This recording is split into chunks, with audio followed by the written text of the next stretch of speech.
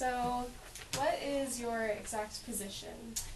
I am a police officer with the City of San Jose, and at the current moment I'm a field training officer, which means I train brand new officers on how to do the job. That's cool. What drove you to pursue law enforcement? Well, I don't know exactly how it got started, but I was about 14 years old, going to high school, Yeah. and I grew up in Los Gatos, and we had a program called the Police Explorers, which is you're kind of like a Boy Scout, but you wear a police uniform, you don't have any powers of arrest or any weapons, but you get to observe how law enforcement is done, and I was hooked. How do you think your job helps the community? Well, there's a quote by, I think it's George Orwell, that says basically, we sleep safe in our beds at night knowing rough men stand ready to do violence on our behalf.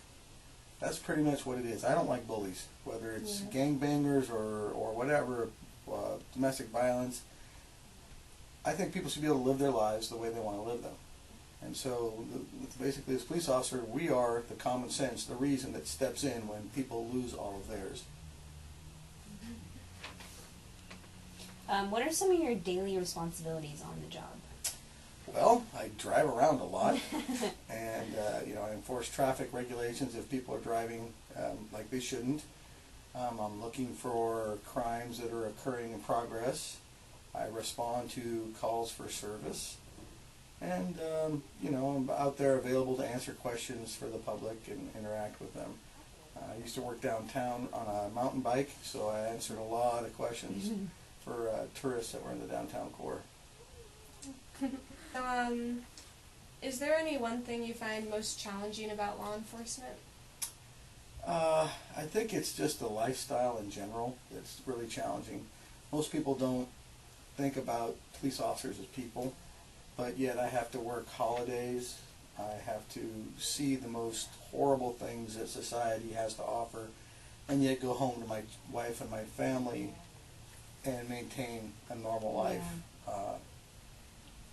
We have to live a different lifestyle because there's people out there who don't like me, who want to hurt me and wouldn't be adverse to hurting my family. So I have to live at a different level of heightened awareness. And this all trickles down and affects my family. I was supposed to be here at school to do my work shift, but I got a court, so you can't argue with the judge. You got to show up. Sat in court for 5 hours before I actually went on duty on my day off and spoke for 45 minutes. So 6 hours of waiting for 45 minutes of work. Wow. Tell us about one of the most exciting days on the job. Well, there's so many, but the one day that really stands out for me was really early in my career. I was still on probation, which meant that they could fire you for almost any reason. And a call came out of some suspects who went into a person's house while they were there with guns and were demanding money and jewels. Well, these people didn't really have any. So they kidnapped one of the roommates and were driving her around to ATM machines to make her withdraw money to pay them. So we're talking some pretty serious high-level crime here. And I was nearby, and one of the officers spotted the car and attempted to stop it, and two suspects jumped out and ran. So I can still remember this day, and this was 20 years ago, 122 miles an hour down 85, because that's as fast as my car would go. Wow. And it was at the Almaden Fashion Plaza at Blossom Hill and Almaden. And right before I got there, a canine officer spotted them and went after and his dog was locked on one, going to take a big chunk. And right as I pull up, somebody runs out of the shadows and jumps in the canine officer's police car. It was the bad guy. Oh, And now he steals the police car. So now I'm chasing a stolen police car. And I know there's a shotgun in there, and I cannot let this guy get away. Yeah. So he makes a wrong turn, ends up at a dead end, and I just smash my car into his car as hard as I can. And then he gets out and runs, and I chase him over a couple fences, and I catch him. So it was very exciting, but at the end of it, I'm like, oh my goodness, I just wrecked 2 police cars, and I'm still on probation. Oh my gosh. But it turned out good. The chief gave me a letter of commendation. Yeah, that's really Well, it turned out well. Okay, so do you think that law enforcement pays well enough to sustain a family? It used to.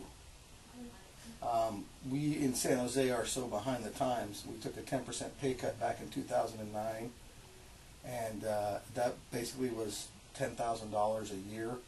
And we just recently, in July of this year, got 4% of that back. So my family basically lost $50,000 of pay over those times. So I had to work overtime on one of my days off, which meant that my kids would say, "Daddy, are you going to work tonight?" You don't like to hear that. Yeah. The way it was, yes, it was sustainable to have a family in San Jose, but not now. Yeah. At least not for San Jose police. For everybody else, pretty much. Alright. Do you have any more information you feel that we should know or you want to tell us about your job? Just that, those of us that do it usually do it because we have a passion for it. Certainly, sometimes people are, "Hey, thank you, officer, for doing your job and being out there to protect us." And sometimes, about 2 weeks ago, I had a 15-year-old girl flipping me the bird and calling me every name she could think of because we caught her and her gangbanger friends drinking beer on the school campus, and she didn't like us harassing her. So it's something that you do not for the money, but the intrinsic value is much higher. Yeah.